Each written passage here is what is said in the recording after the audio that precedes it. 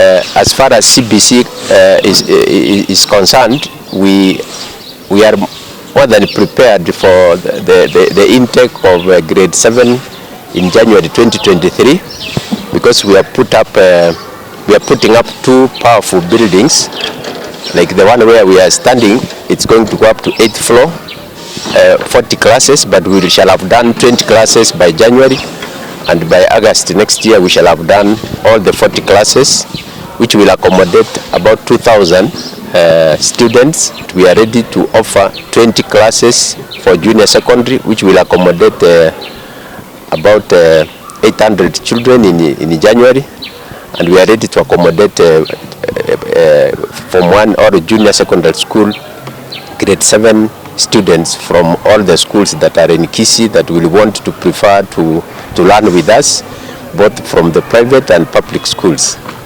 So in these 20 classes, we shall also have 4 laboratories and 4 special rooms for creative arts, music, computer labs, and art and craft units.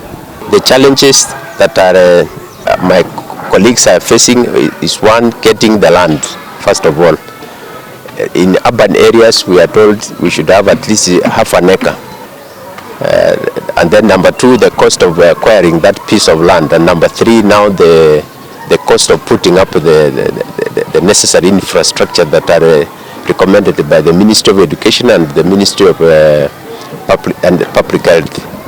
CBCs are a very good curriculum, and there are other countries that are running the CBC curriculum, and now Kenya, we cannot be left out with the rest of the front runners in the global village on rolling out the CBC curriculum, because I believe education facilitates development.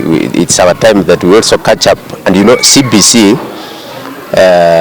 has 2 main roles on the learners. It connects theory and practice. That is CBC. Connects theory and practice. It makes the learners construct knowledge and apply that knowledge.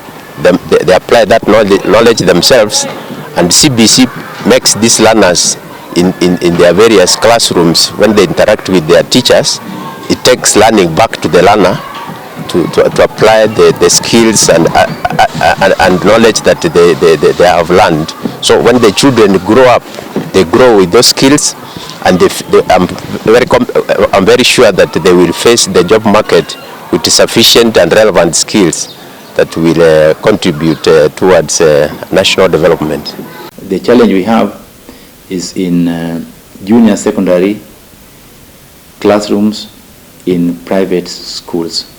Our private schools have not come up strongly in building junior classes.